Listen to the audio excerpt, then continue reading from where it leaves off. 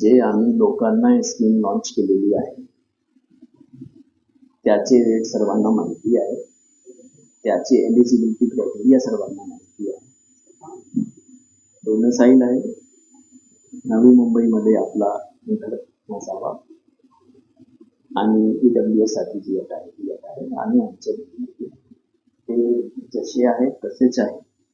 त्याच्यामध्ये सध्या आम्हाला शासनाकडून कुठलाही आदेश निर्देश प्राप्त नाही आणि आमच्या अशी तयारी आहे की नक्कीच आम्ही जे फ्लॅट्स आम्ही ज्या किमतीला जाहीर केलेले आहेत त्या किमतीलाच जातील आणि आम्हाला जनमानस सामान्य जन खूप चांगला प्रतिसाद याच्यामध्ये देणार आहे अशी आम्हाला विश्वास.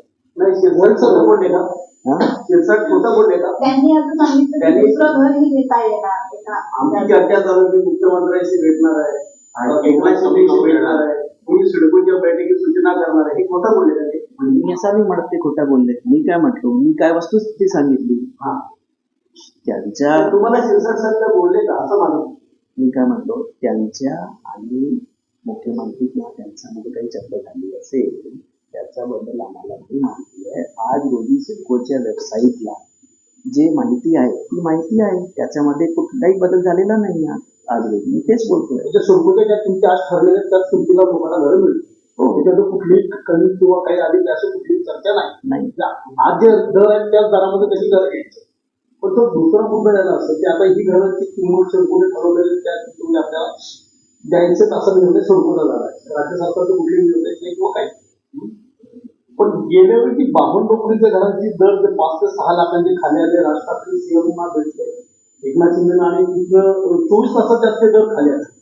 तर असं काही कुणाचं राजकीय जसं मंत्र्यांनी केलं होतं तर असं कोणी सिडकोने आपल्याकडे आपल्या गेल्या राजकीय पक्षाकडे आम्हाला अशा कुठल्याही पत्रव्यवहार किंवा प्रस्ताव प्राप्त नाहीये की या घरांची किंमत कमी झाली पाहिजे. कुठलाही निर्देश प्राप्त नाहीये, कुठलाही प्रस्ताव प्राप्त नाहीये, कुठलाही पत्र प्राप्त नाहीये की या घराची किंमत कमी झाली पाहिजे. म्हणून माझं हेच म्हणणं आहे की आज रोजी जी अधिकृत माहिती आहे तीच आहे जी वेबसाईटला उपलब्ध आहे. तर आम्ही तर त्याचाच बद्दल बोलणार ना. त्याच्याशिवाय काही दुसरा ऑफिशियल स्टेटमेंट कसा करू शकतो.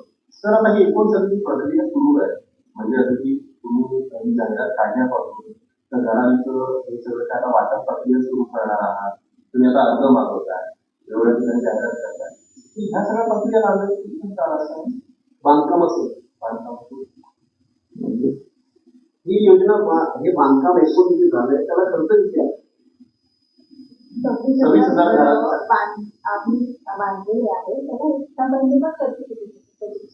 26,000 घरांचा आम्ही वेगळा खर्च काढलेला नाही. आमची 67,000 घरांचं आमचं बांधकाम सुरू आहे.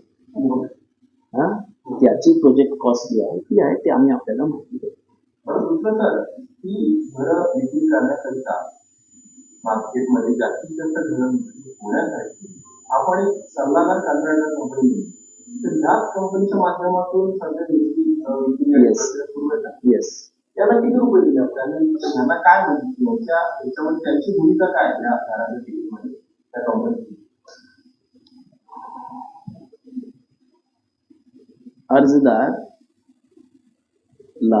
अर्जदाराला हा फ्लॅट ची माहिती देण्यापासून रजिस्ट्रेशन, रेफरन्स घेणे, लॉटरी करणे, अलॉटमेंट लेटर देणे, डॉक्युमेंटेशन प्रोसेस पूर्ण करणे, एग्रीमेंट करणे. सिडकोच्या सिस्टममध्ये त्याला एक म्हणजे फ्लॅट ओनर म्हणून नोंदवणे ही पूर्ण जी प्रक्रिया आहे ती पूर्ण प्रक्रिया त्यांच्या मार्फत केली जाते.